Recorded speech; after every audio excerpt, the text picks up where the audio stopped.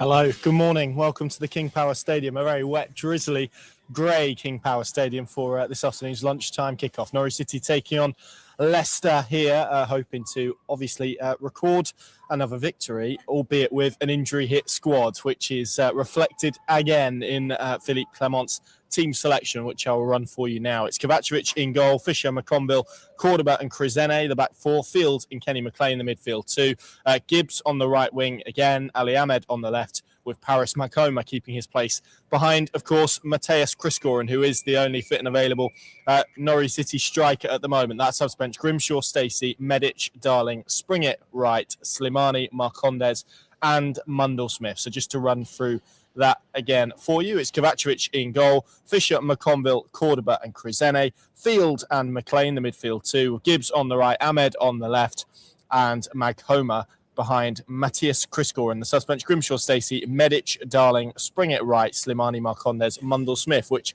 I think is all a reflection of where Norwich City are in terms of the available options that Philippe Clement has to name in that squad. But crucially, some returnees. Jose Cordoba back in the matchday squad. He sat out of that win over Sheffield Wednesday in midweek. And Ben Krizene, who was dropped to the bench just to allow a little bit of rest. Likewise, Sam Field. Both return to the starting 11, which I don't think is a huge surprise given maybe the magnitude of this game for various reasons, which, of course, Leicester come into. Gary Rowett at the helm, his first game in charge, and they're also hoping just to stabilise their own position a little bit at the bottom of the Championship table, inside the bottom three after that points deduction, and Gary Rowett started his reign with successive draws. Let's bring Paddy in if he's ready to be brought in. He will lean in. There you go, or move in. We know the situation with Norwich and injuries. Probably starting 11-wise, that feels like as strong, with maybe the exception of clearly that right side, which is causing some problems with Liam Gibbs having to play out there again. But it feels probably as strong as Philippe Clement could have gone in the circumstances. Well, certainly the back five is, in this run, has been that back five. So that for me feels that he's gone back to, what anchored those wins at Wrexham and West Brom. And although I think that night Cordoba came on at half time, if I'm not mistaken, but in the round, that's a settled back five on the basis of, as Philippe pointed out yesterday, quite rightly, 2026 Championship, nobody took more points than Norwich, and that back five are more often than not being integral to that. So that's good for me. Yeah, I thought he'd bring Field back in. Just because of the nature of it's an away game. Maybe it's going to be Leicester, given the situation they're in, will be more aggressive in that area of the pitch, try and dictate. Might not suit necessarily Jacob Wright. I thought Philippe was good on him yesterday in terms of how he's just trying to manage him into a groove where he is more often than not a viable alternative. I think he's still in that kind of comes in, can have a good game, can also not be as influential. So for me, limit the variables with a Field, McLean, and then obviously it's the top end of the pitch where it's brought into sharp focus now that he really doesn't have a lot to do in terms of shuffling his pack, certainly the top end of the pitch. Unless you're going to start with Big Yakov, and I don't think he was going to go that route. So it's Matthias Kriskoren. I thought there might be an argument that maybe if it was Carr Road, he'd go this route, but you could get Slimani and Mahoma in that three, and maybe Gibbs would drop out. But again, as we saw midweek, maybe with Gibbs, you get a little bit more going back the other way than you would do with those more progressive players. But the fact that you've got Slimani there on the bench, should this game dictate, he's a good game-changing option. And, overall, I don't think there's any great surprises. What about you, Connor? Do you think there's any huge eyebrow raisers in that 11? No, not hugely. I don't think there's anything particularly eyebrow raising. I mean, there's a couple of people here who've made the point, which if I can scroll properly, I will try and find, about Amankwa Forson, who there was some suggestion from Philippe that he would be available or at least able to play some sort of part in here. Ryan talking about that there, and Steve also asking about Amankwa Forson being back for this game. I mean, Philippe has spoken about kind of this process that they're undergoing with him to build him up, to make him more robust to the Championship. And he felt that could involve being involved in games, but I guess it's probably the right opportunity to do that. And for whatever reason, he's obviously decided that this one isn't the right time to drop Amankwa Forson into. Yeah, I mean, that's all there is to it. I don't, unless, in the last 24 hours since we were down there yesterday, that he's going to hit us which, given this way this season has panned out, you wouldn't rule it out definitively. We've heard nothing on arrival to say that there's anything other than a Mankwa Forson is on this rather cautious path back. You know, he's spoken, and you look at his this season, but maybe the whole of his Norwich tenure, season and a half, getting on for 2 seasons, he doesn't play games. He's not fit enough to play a consistent block of games. He comes in, shows 1 or 2 good glimpses, then he breaks down again, and obviously a hamstring injury at Preston, the latest cycle. So, you know, we had that discussion with Philippe yesterday more broadly about the fitness issues and having to get under the bonnet and what that looks like, and he's not overly impressed with what he sees, clearly, and didn't want to put a specific name in the frame, but I think it's evident he wasn't happy with what he inherited in terms of that area, and now he's trying to deal with that in the here and now, but obviously moving forward pre-season and beyond to try and get far less injuries, far more robust players, and Mankwa Forson is a case study for that, you know. So I suppose you can't trail that we need to build these players back up and get them robust and then just throw him in if he doesn't feel, and the medical staff, he talked yesterday in that presser that he'd have quite a few conversations between now and kick-off with the medical team around players. Evidently, by the fact he's not in the 20, with a Mankwa Forson, they've decided maybe just a little still, a bit too soon. But he did say that he'd trained fully for the last 2 weeks, so that leads you to think that at some point in very short order, he will be back in the mix. But if you're trying to break a cycle, then, you know, maybe you were on the side of caution a bit. Yeah, and what there is after this game is, over a week, isn't there, of training sessions before that FA Cup 5th round tie at Leeds, where potentially then if he could get through that, maybe he's in a stronger position to be involved in some sort of capacity there.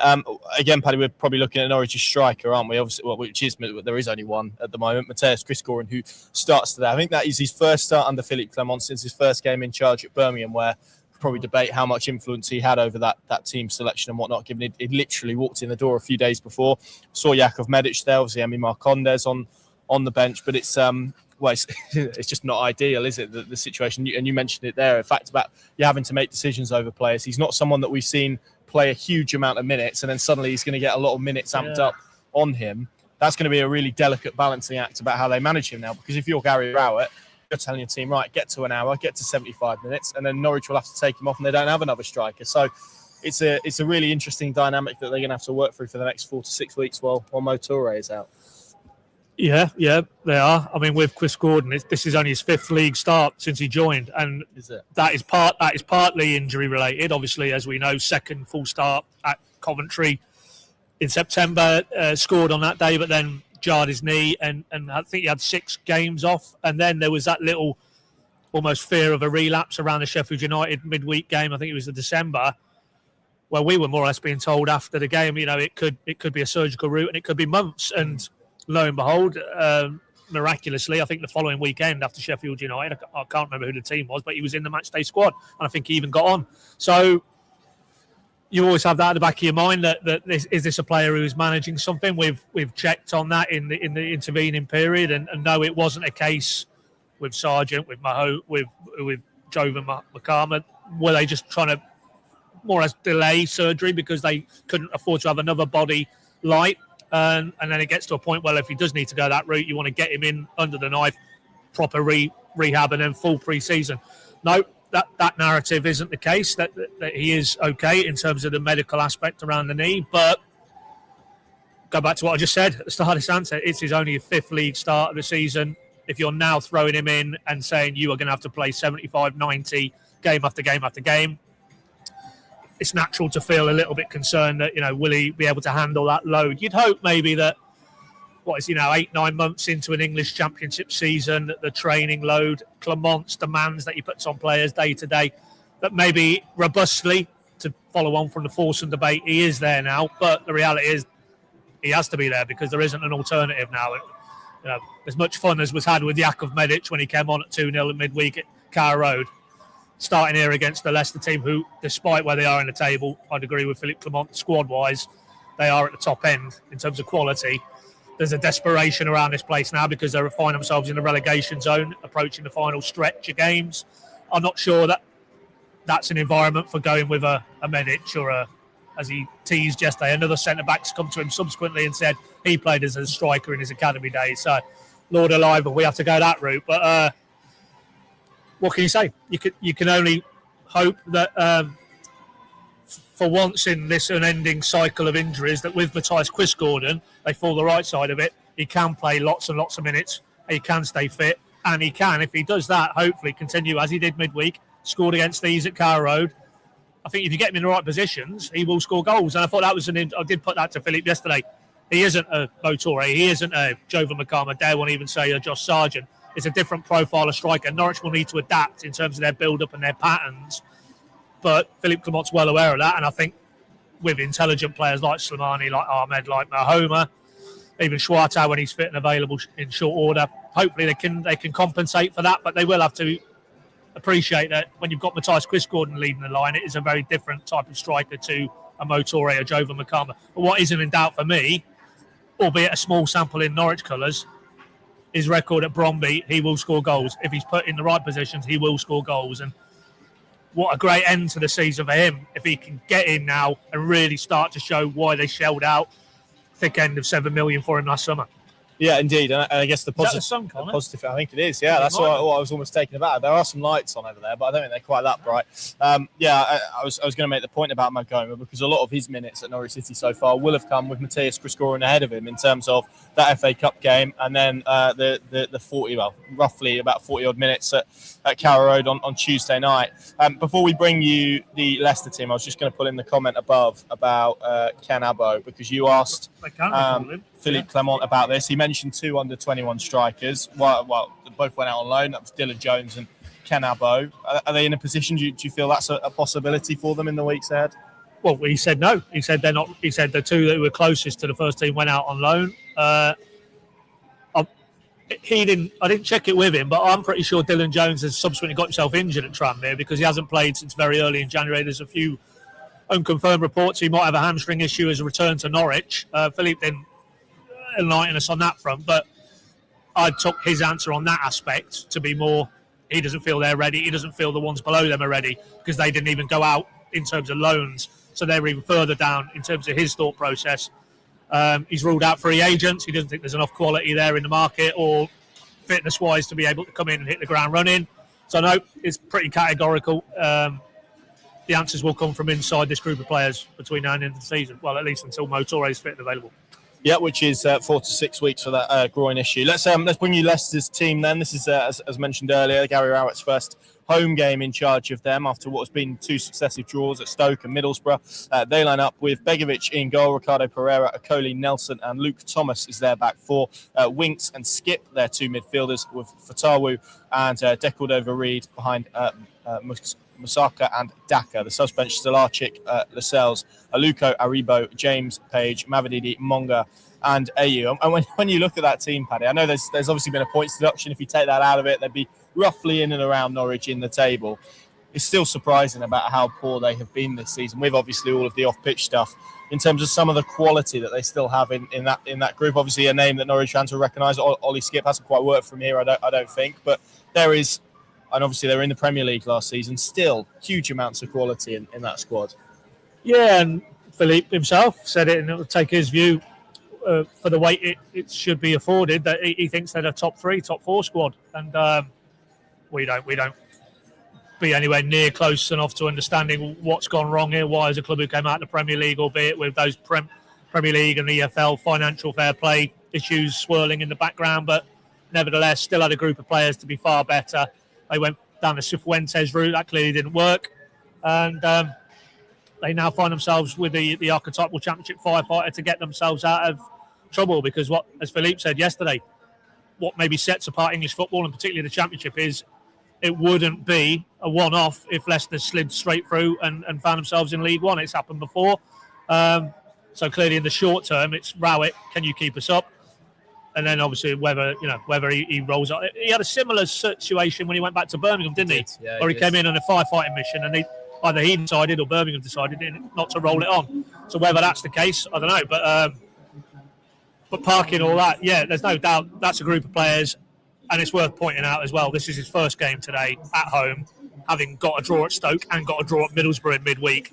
Very tough assignment, Middlesbrough away, albeit Oxford have got a draw there recently. But so he, I'm sure, Gary Rowett and those players will be desperate and I think they're wretched here, aren't they? I think their last home win here is a long time. But we've heard, talk there's going to be protests, and maybe people are just going to stay away and to register that protest. And if that is the case, then those are elements that hopefully Norwich, packed away end here today, a group of players who are very tightly knit around Philippe Clement, they can play into that. And if there is that undercurrent, then Norwich can exacerbate it and maybe come and get a result here today. But if you're asking me, is that a group of players good enough to beat Norwich today? It is, no doubt about it.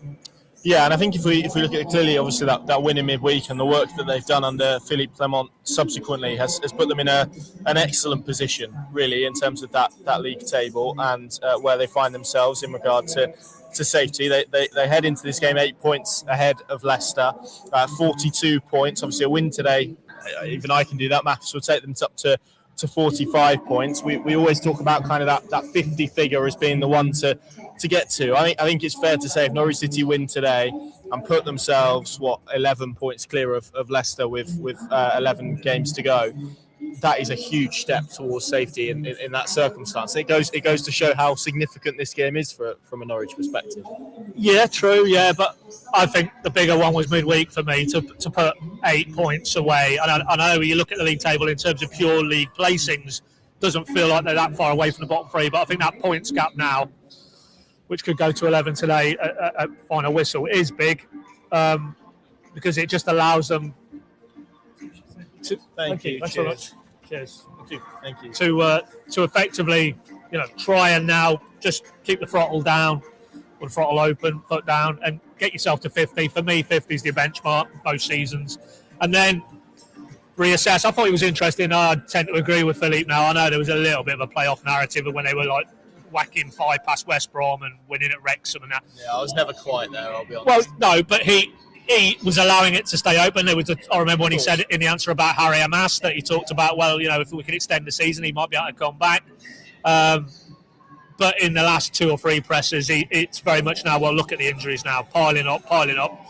Let's just take each game as it comes, that old cliche, and forget about any talk of what they could go on to achieve. But still, nevertheless, get to 50. And then it's, can you finish on an upward curve positively into the summer, good summer recruitment, and then have a real good crack next season? Yeah, which is the aim for me. I mean, you mentioned it. That's going to be a packed away end. You can see it filling up already. 3,000 or so here today, which by Norwich standards and as Norwich get, it's a short hop, isn't it, across to Leicester for our standards.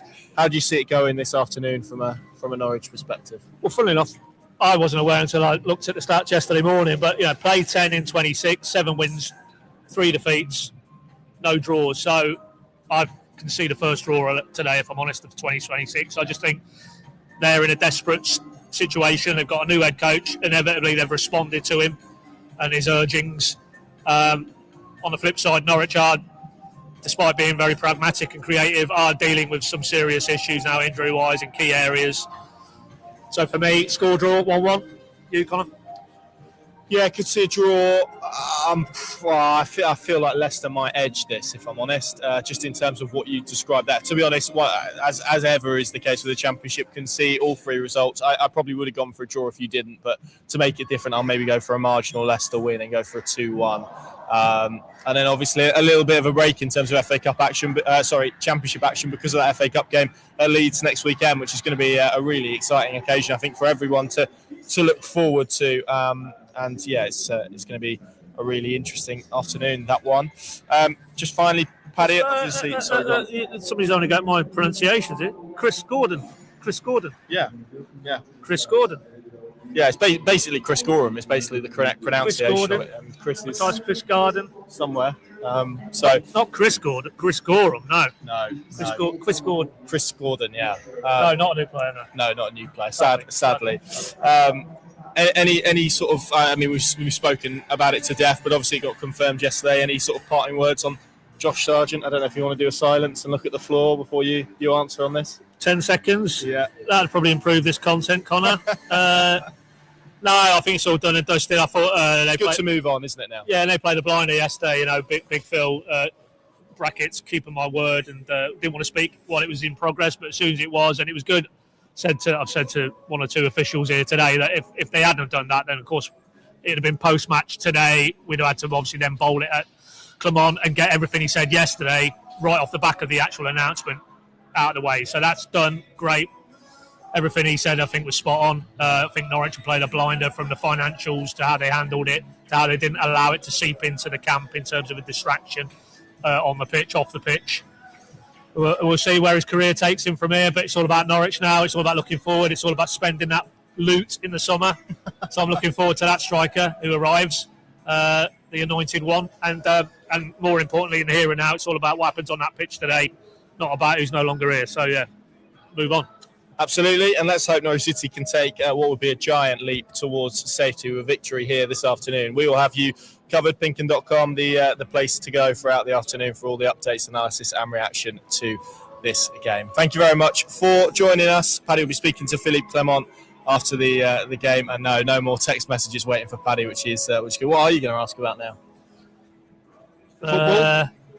What is Jakov Medic doing with his match ball? That's a preferable question. Thanks all. See you